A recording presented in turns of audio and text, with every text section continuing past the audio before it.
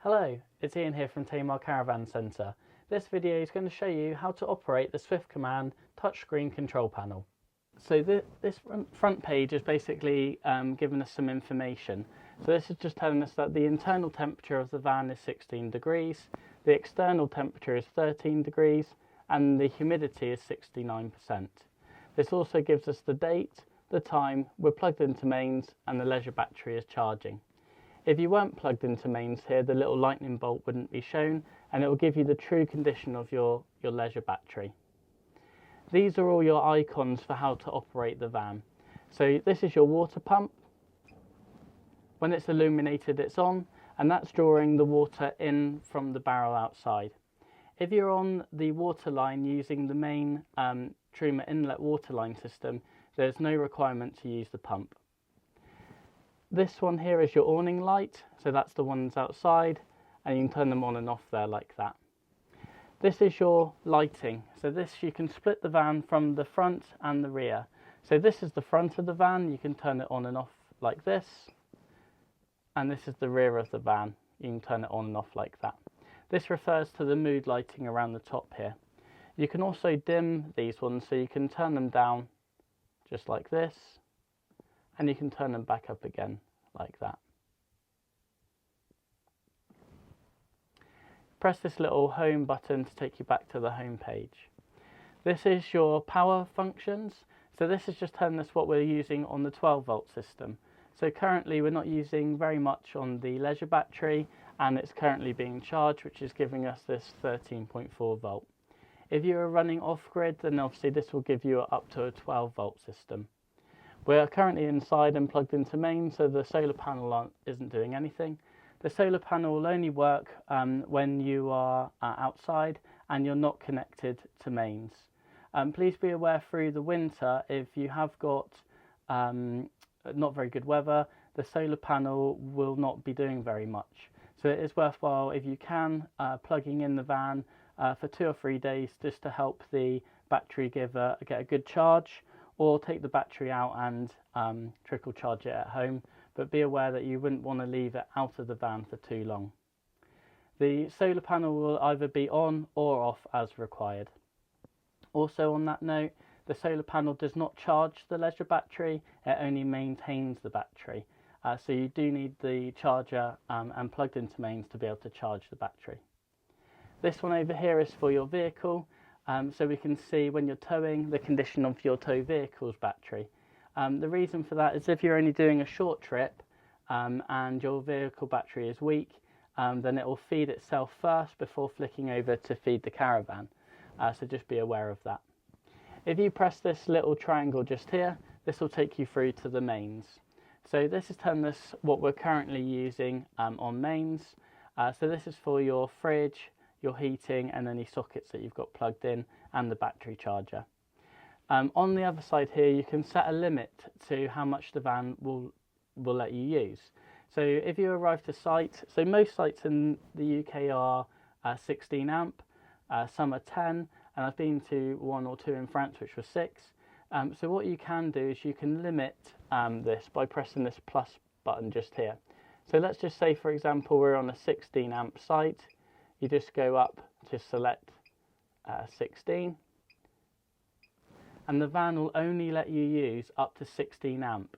So if you plug in, if you've got your heating going, your fridge, and then you put the kettle or the hairdryer on, that will use quite a lot of energy. And what it will do is momentarily turn something that it doesn't require, like the fridge or the heating, down, just so you don't trip the site post. And you can set that to any point that's required along there like that.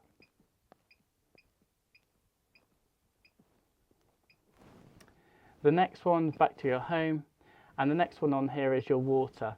So this is to fill the onboard freshwater tank.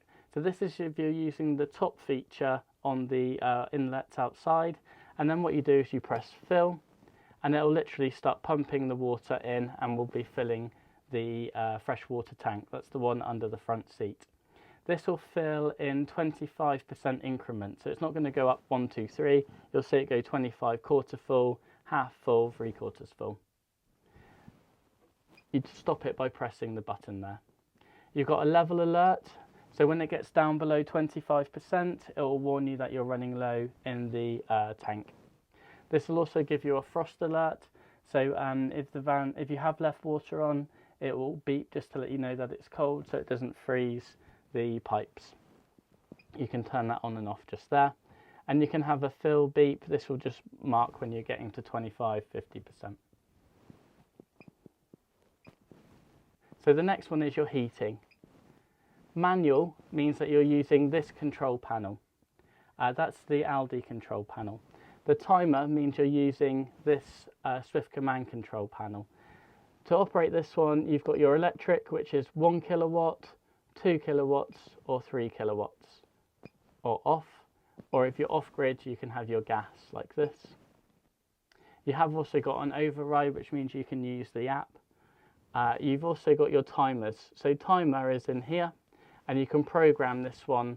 So what time you want it to come on, if you want what temperature, and the water. You've got timer on this one, which just gives you more times on that one as well. So you can have your daily ones, and then you can copy it for each day and each time.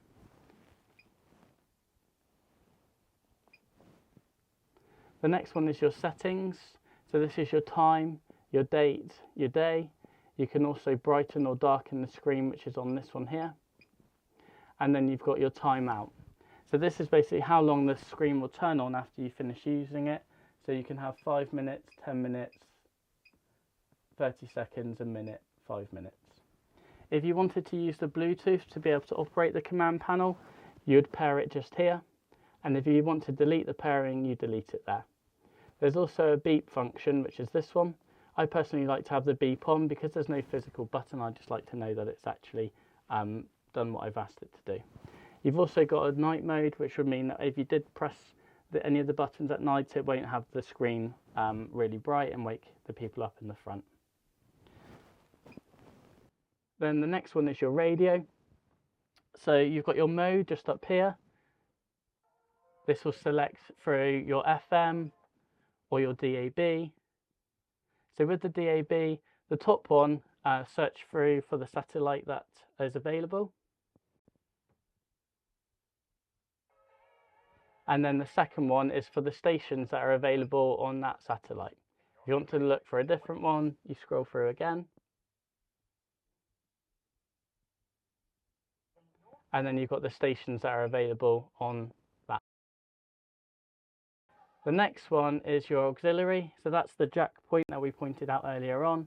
So if you wanted to listen to your music off your MP3 player or your phone, and then you can plug in the auxiliary just there. And then you're back to off. Over here, this is your volume, and you can turn it up or down like this. Any stations that you found that you'd like to store, you can preset those into here by pressing and holding, and then it will store into there. If you go into this little triangle, this will be your treble and your bass, and your balance and your fader. The last one is the fridge. So to turn the fridge off, you press it there like that. Then you have this is a three-way fridge. So you can have your mains, your 12 volt when you're traveling, and you have your gas if you're off grid. If you're going to electric hookup sites, then you generally always want to be on your 230 like this. If it's a hot day, you want it to work harder, you just press up the volume like this. And if it's a cooler day, you don't need it to work so hard, then you would turn it down like this. One note on the fridge is the fridge does work 10 degrees below ambient. So if you have a really hot day and it's 25 degrees outside, the fridge will be running at 10 degrees below that. So during the day, if it's very hot, you might need to just consider what you have in there. What we normally do is put like freezer blocks in at night. So when the temperature drops down, the fridge is working efficiently again. Then you can freeze the freezer packs and then put them into the fridge on the hot day and keep any meat or anything up in the freezer compartment. They are very good, but you just need to work with the fridge on hot days. To turn the fridge off, just switch it just there like that. And then back to your home screen. The last thing I need to show you is how to turn the control panel off and how to do a reset. So the reset is if one of these buttons starts getting sticky and it's not working, then you'd need to recalibrate the screen. So to turn the control panel off, you just press the Swift button and hold, and that will turn off just like this. To do a recalibration, what you need to do is you press and hold the Swift button, same as we did to turn it off, but you keep your finger on the button. This will take around about 10 to 15 seconds, and it will come up with a blue screen to recalibrate. Once the blue screen appears, it will say touch the dots to recalibrate. So you just follow the dots, and that will recalibrate the screen. Then you turn it back on, and all of the buttons will become more responsive again. I hope you've enjoyed that video, and I hope you've learnt a lot. If you have any questions, please feel free to give us a call or come and visit us, or visit our website. We also have lots of videos on different tutorials on lots of different videos here. You can watch those just here.